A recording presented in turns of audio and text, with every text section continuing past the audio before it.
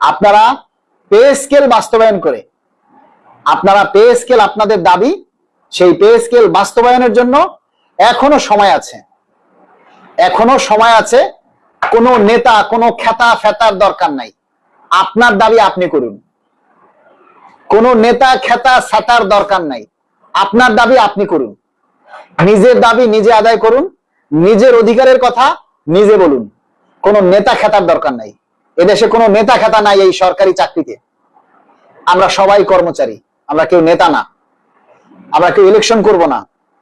আজকে pay scale হয়ে গেলে কালকে আমরা সবাই যার যার ঘরে ফিরে যাব, আর কারোর সাথে কারো দেখা থাকবে না। তখন আইসা আপনাদের সামনে এইভাবে লাইভে বক বক করবো না।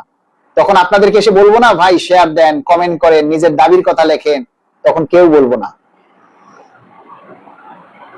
সুতরাং মানুষ হওয়ার চেষ্টা করেন সবাই।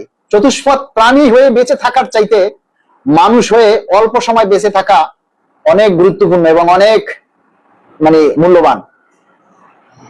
মানুষ হওয়ার চেষ্টা করেন সবাই। প্রকৃতপক্ষে মানুষ। নিজের বাবা মায়ের নাম উজ্জ্বল করবেন, নিজের বংশ পরিচয় উজ্জ্বল করবেন, নিজের বিবেক বুদ্ধি খাটিয়ে কাজ করবেন। বিবেক খাটিয়ে কাজ করেন, আবেগ দিয়ে নয়। শুধু এতটুকুই কথা বললাম।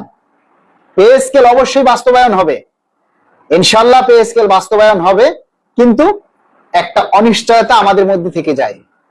কেন থেকে যায় জানেন? এই অনিশ্চয়তাটা 11 তারিখ বাজেট ঘোষণার পর সেটা প্রকাশ পাবে। সেদিন আপনারা মিলিয়ে নিন। যদি সেদিন বাজেটে পে স্কেলের জন্য বরাদ্দ থাকে তাহলে আমাদের অনিশ্চয়তা কেটে যাবে। আর যদি বাজেটে বরাদ্দ না থাকে তাহলে সেদিন বলবেন যে মালিক ভাই যে অনিশ্চয়তাটা করেছিল কেন করেছিল। সরকার তো আজও আমাদেরকে একটা স্পষ্ট ঘোষণা দেয়নি।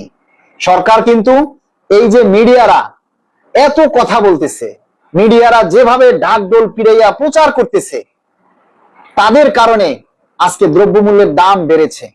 সরকারের পক্ষ থেকে তো তাদেরকে নিষেধ করা হয়নি, সরকারের পক্ষ থেকে কোনো মিডিয়াকে নিষেধ করা হয়নি।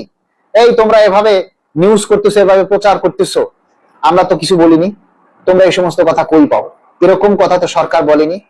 কিংবা সরকার যদি স্পষ্ট করে বলে দিত আমরা এবছর পে স্কেল দিতে পারবো না, আমরা নিশ্চিন্তই থাকতাম। খাই বা না খাই আমাদের মধ্যে একটা বুঝ থাকতো যে সরকার স্পষ্ট বলে দিছে এবছর পে স্কেল দিতে পারবে না, বাস আমরা আমাদের ব্যবস্থা করতাম। অথবা আপনারা যদি স্পষ্ট করে একটা কথা বলে দিতেন যে না আমরা 1 জুলাই থেকে পে স্কেল বাস্তবায়ন করব, তাহলে তো আমাদের এত হতাশাও হতো না, আমাদের এত বকবকও করা লাগতো না, আমরা সরকারের কাছে বারবার আমাদের এত দাবিও করা লাগতো না। কারণ সরকার স্পষ্ট তখন বলে দিত যে না পে স্কেল হবে, আমরা নিশ্চিন্ত থাকতাম। সরকার তো সব ক্ষেত্রেই নীরব রয়েছে, সব ক্ষেত্রেই কিন্তু সরকার নীরব। তাহলে অনিশ্চয়তা আমাদের কেন থাকবে না? আমরা কোনো মিডিয়া বা কোনো কিছুতে এখন আর বিশ্বাস করি না। কেননা আমরা চুন খেয়ে মুখ পড়েছি, এখন দধি দেখলে ভয় লাগে। কথায় আছে না একটা, প্রজ্ঞাপন হাতে না পাওয়া পর্যন্ত আমাদের এই অনিশ্চয়তা, আমাদের এই দুশ্চিন্তা দূর হবে না।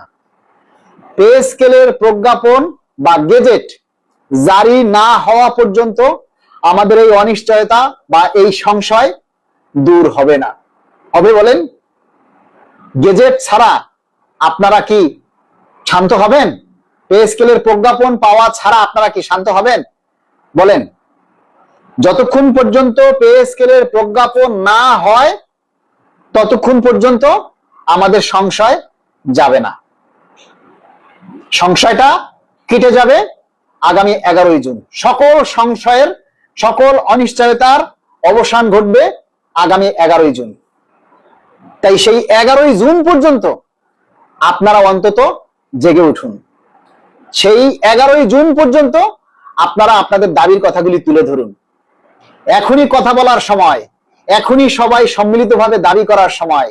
সেই সময়টাই যদি আপনারা চুপ থাকেন তাহলে পে স্কেলের বাজেটই যদি বরাদ্দে না থাকে তাহলে 12 তারিখ আন্দোলন করে আপনারা কি করবেন? এখনই আন্দোলন করে, এখনই কথা বলে আপনি বাজেটে বরাদ্দ রাখতে পারলেন না, তাহলে 12 তারিখে বাজেট ঘোষণা হওয়ার পর আপনি আন্দোলন করে কি উদ্ধার করবেন?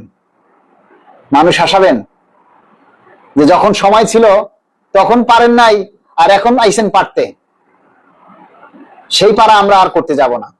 কারণ এদেশে 22 লক্ষ কর্মচারী। আপনারা এই যে আমি দেখি আমার একটা পোস্টে, আমার একটা লাইভে আপনারা 200-300 মানুষ আসেন, আমি একটা দাবি নিয়ে পোস্ট দিলে 200-300 হাইয়েস্ট 500 মানুষ কমেন্ট করেন, মতামত দেন, আর বাকি মানুষ দেয় না। কিন্তু আমরা পে স্কেলের সুবিধা পাবো 22 লক্ষ। তাহলে এই এত মানুষগুলোর জন্য আমাদের কি দায় পড়েছে এত রিস্ক নেওয়ার? আমরা এই যে কথা বলি, কোনো একটা কথা যদি বেফাস হয় তাহলে সেটার জন্য আমাদের কত পানিশমেন্ট হতে পারে, আমাদের শাস্তি হতে পারে, সেটা জেনেও আপনাদের জন্য আমরা দাবি করে যাই, কথা বলে যাই। আমাদের এত দরকার কি এত রিস্ক নেওয়ার? বলেন, আমাদের কোনো দরকার আছে? সুতরাং আগামী 11ই জুন বাজেটে যদি বরাদ্দ না থাকে তাহলে ওই দিনই সকল দাবি দেওয়া, সকল আন্দোলন এবং আপনাদের জন্য কথা বলা আমি ওই দিনই ক্লোজ করে দিব। সবাই ভালো থাকবেন। আমার কথায় কেউ যদি কষ্ট পেয়ে থাকেন সবাই মাফ করে দিবেন। আর আমার কাজে যদি কারো উপকার হয় আমি কৃতজ্ঞ থাকব। পে স্কেলটা যদি বাস্তবায়ন হয় মনে শান্তি পাবো যে যতটা কষ্ট করেছি সেটা সার্থক হয়েছে, আমার কর্মচারী ভাইদের মুখে হাসি ফুটেছে। যারা অকৃতজ্ঞ তারা চিরকাল অকৃতজ্ঞ থাকবে, যারা বেঈমান তারা চিরকালই বেঈমান থাকবে। বেঈমান শব্দের অর্থ কি জানেন? বেঈমান, যাদের ঈমান নেই তাকে বলে বেঈমান।